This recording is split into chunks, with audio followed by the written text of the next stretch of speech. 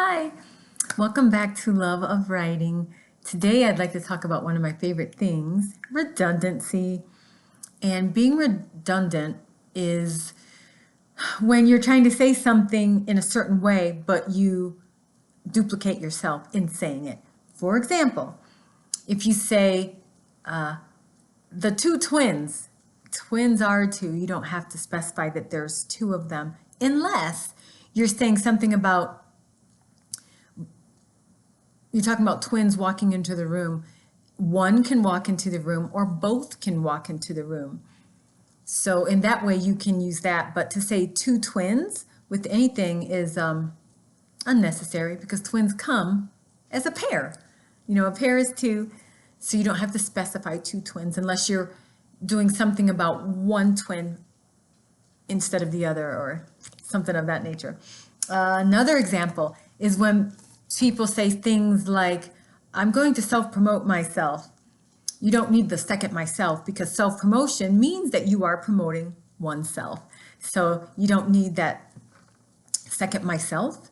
Another redundancy, I actually ran into this one the other day. Someone said, I was reviewing a story. I'm a judge for a writing competition, so I've read over 7,000 stories in the last 5 years as part of this competition, and it's really fun. So one of the things somebody said was like a 14-year-old teenager. 14 is a teenage year, so you don't have to specify teenager because by saying that this individual is 14, you've already implied that they're a teenager. So you could just say the 14-year-old, you know, did whatever it is the 14-year-old is doing. You don't have to say the 14-year-old teenager. And then there's another one that is kind of interesting, a different kind of take on redundancy, but stop. To nod is doing this, which implies yes. To shake your head is this, which implies no. In most countries, there are actually some countries where that's not the case, but in the US where I am and in most countries, you don't have to say he nodded his head yes because that's a redundancy. You can just say he nodded his head, meaning yes, or she shook her head, meaning no. You don't have to say she shook her head no, or to say he nodded his head no is incorrect, or shook his head yes is incorrect. For most countries, don't hold me to it when it's the other countries.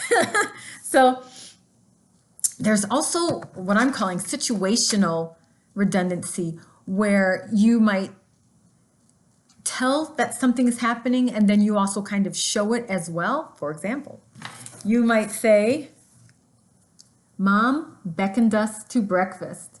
Come and eat, she called from the kitchen. So in this case, you've said it twice that Mom beckoned us to breakfast. So she basically called us to breakfast, and then you give an example of her calling us to breakfast. You don't have to do both. So you can combine those into one. And I love the example of how Mom did it. She said, come and eat, or come get breakfast. So in this case, I combined the two. Come get breakfast, Mom called from the kitchen. So you don't have to say she called and then show an example of her calling. You can just combine it and show how she called. Come get breakfast, Mom called from the kitchen. So you've got all the same information, but when you eliminate redundancies, you kind of have more efficient writing, which I love efficiency. So watch those redundancies. I'm always reading mine for them so I can make sure I take them out. So that's it.